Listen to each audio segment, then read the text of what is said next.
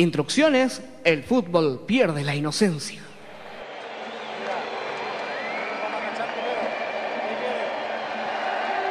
Dentro de camarines, las instrucciones para que el fútbol pierda la inocencia, para que el fútbol salga adelante.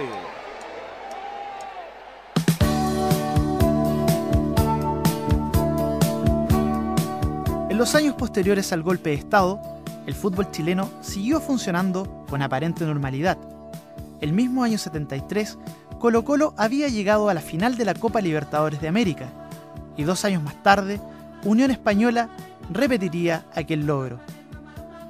Los 70s fueron años donde varios clubes que no estaban acostumbrados a ser protagonistas dieron la vuelta olímpica.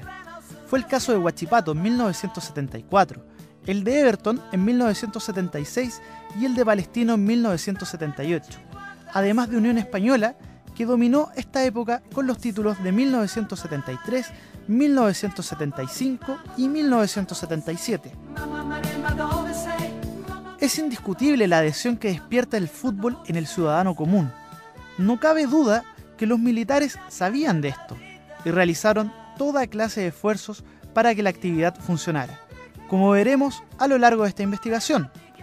Al respecto, las palabras del ex director de deportes, Iván Dobut, son bastante claras. Sin lugar a dudas, porque el fútbol atrae a las masas y la gente se preocupa de esto y deja a un lado otras cosas.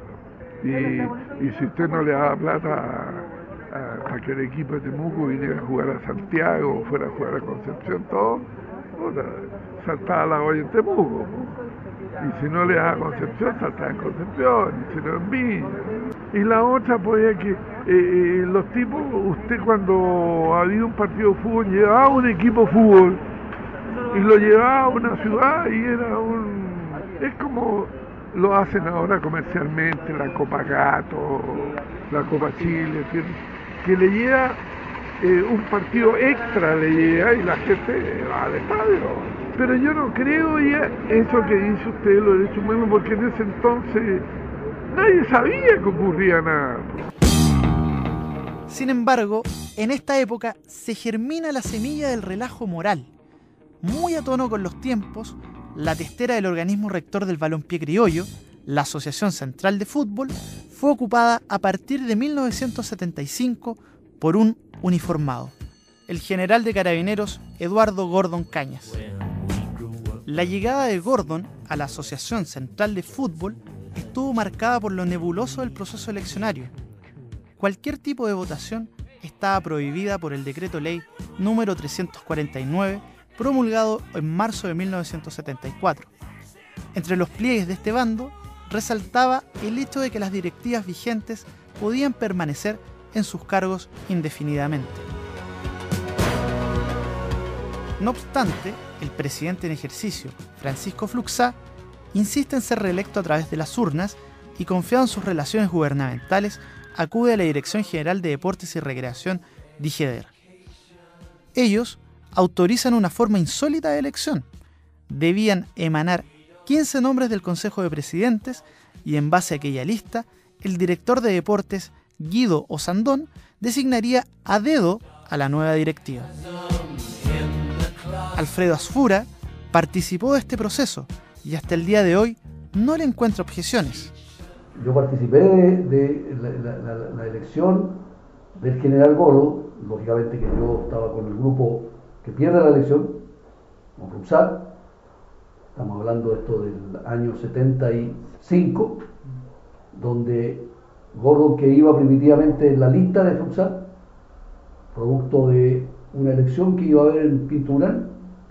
Esa elección no había candidato, un solo candidato, Fluxá, producto de la intervención del representante de AO Italiano, que era miembro del gobierno a través del organismo de impuestos internos, manifiesta de que era preferible ver una clarificación con respecto al bando si permitía hacer elecciones.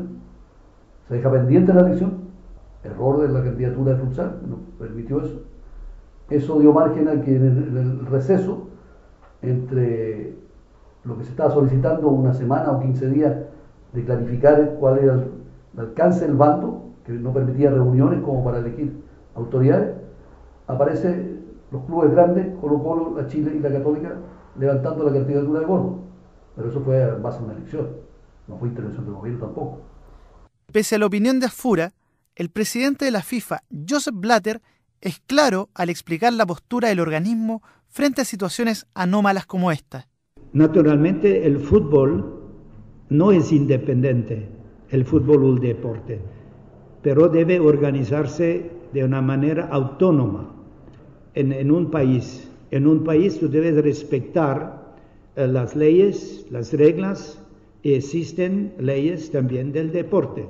Pero si unos de los deportes quieren participar en el concepto internacional como el fútbol, se debe también respetar las reglas internacionales del fútbol. Y una de las reglas internacionales del fútbol, que no se mete la política en la organización del fútbol. Hay dos temas en donde nosotros no podemos intervenir, es el tema del derecho penal, el tema del derecho laboral.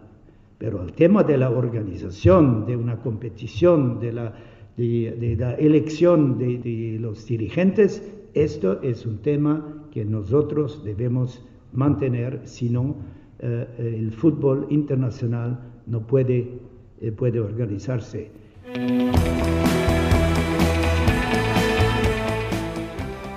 A Eduardo Gordon le bastó con estar entre los 15 elegibles para ser designado presidente de la Asociación Central. De la lista de Fluxá, de la cual Asfura formaba parte, solo el timonel saliente quedó dentro de los posibles, sin opción alguna de ser elegido.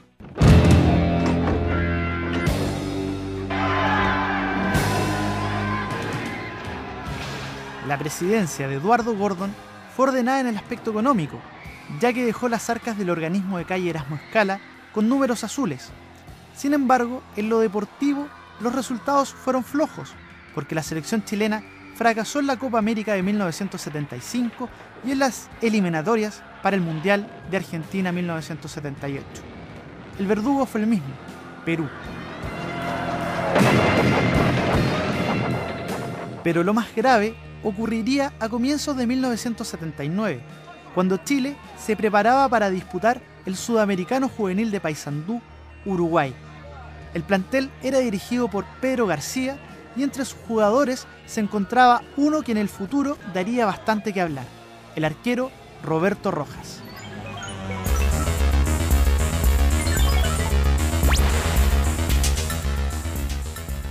El tope máximo de edad para jugar en Paysandú era de 19 años y 6 meses.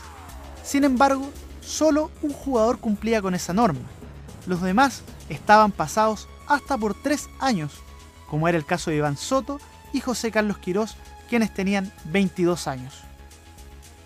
Esa selección, que viajó con pasaportes adulterados y en la cancha obtuvo un nada decoroso 5º lugar, no fue recibida en el aeropuerto de Santiago por los hinchas, sino por carros policiales.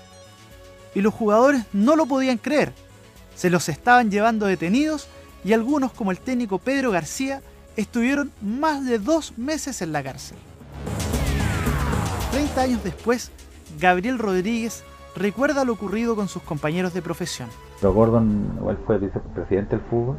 Bueno, y lo de Gordon fue el año 75, cuando pasó lo de Paysandú, cuando alteraron los carnés y fueron presos, el Cóndor Roja, el Oscar Roja, el Raúl Ormeño, el Ari Gustavo. Pero García, ese tiempo yo jugaba en Colo-Colo, lo íbamos a ver ahí, estaban en la Penny, en la Penny.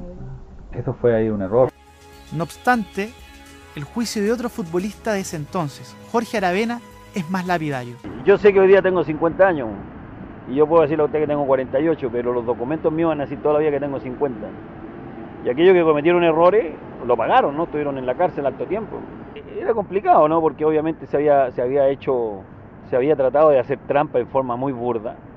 Y fue desagradable decir que nos miraran raro pensando de que de ahí para adelante todas las selecciones iban a hacer trampa, pero no ha sido así. Es cierto que en países como Argentina, Uruguay y Paraguay se encaraban los torneos juveniles de la misma forma en que Chile trató de hacerlo, pero al no resultar, quedó en evidencia lo burdo de la trampa.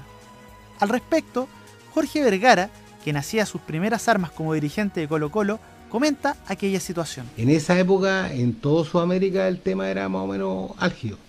Lo que pasa es que Chile denuncia el tema. Lo descubren los mismos periodistas chilenos y le dan la cobertura que corresponde y le hacen un escándalo. Pero en otros países, antes y después de esa época, también existía lo mismo. Este escándalo le costó el puesto al general Gordon, y Augusto Pinochet decidió enviarlo como embajador a Nicaragua con el fin de alejarlo de los cuestionamientos y las investigaciones judiciales, que solo establecieron responsabilidades en los mandos medios, como Pedro García, quien fue condenado a 1084 días de presidio remitido.